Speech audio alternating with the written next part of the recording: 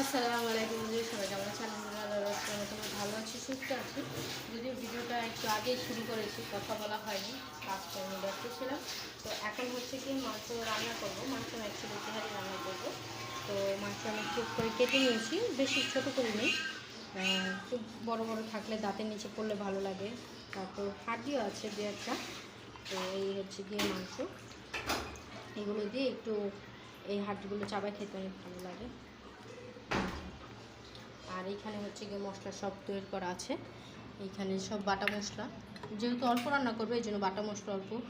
আর হচ্ছে গিয়ে তেজপাতা, এলাচ, টক দই আর একটু আলু দেবো। ছোটো আলু নিচ্ছি, এই যে কিউব করে কেটে নিচ্ছি ছোটো করে। তো এই হচ্ছে গিয়ে রান্না শুরু করে দেবে এখনই। তো তেল গরম, মাংসটা একটু অন্যরকম করে রান্না করবো, মানে তেহারির মাংসটা।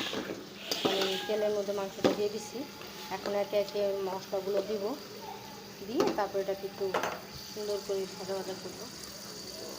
এই হচ্ছে কি তেজপাতা, তারপর হচ্ছে কি গরম মশলা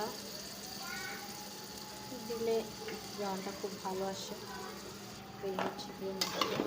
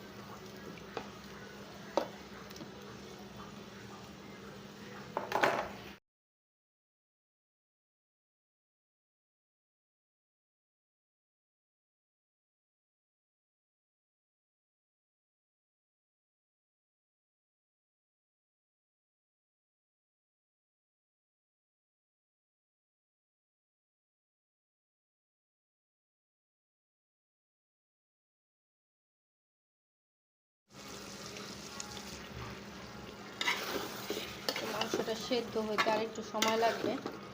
আলু অলরেডি সিদ্ধ হয়ে গেছে, বাচ্চাদেরও ক্ষুধা লাগছে, বারবার জিজ্ঞেস করতেছে আম্মু কখন হবে কখন হবে। একটু সময় লেগে গেছে, এত লেট করে গ্যাস আসছে, কিছু করার নাই। তো মাংসটা কখনো হয়ে গেছে, আর একটু হবে। তো এখন আমি চালটা দিয়ে দিব, চিনি গুঁড়া চাল হয়েছি, চিনি গুঁড়া চালটা কিন্তু একবারেই। হ্যাঁ হ্যাঁ দিচ্ছি। আচ্ছা ঠিক আছে।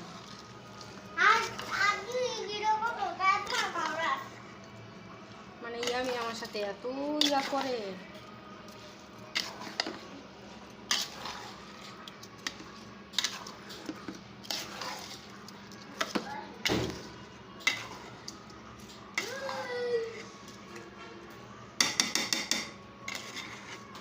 চালটা একটু ভাজা ভাজা হোক।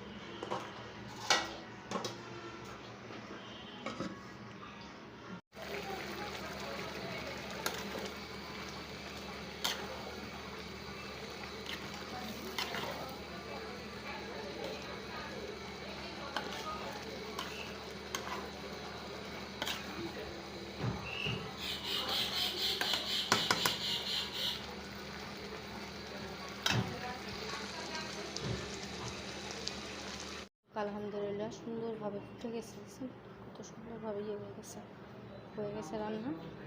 এখন হচ্ছে কি খাবার পালা। সুন্দর ঝরঝরা হয়েছে, মাশাআল্লাহ, আল্লাহর রহমতে লাখ লাখ শুকরিয়া, সুন্দর হয়েছে।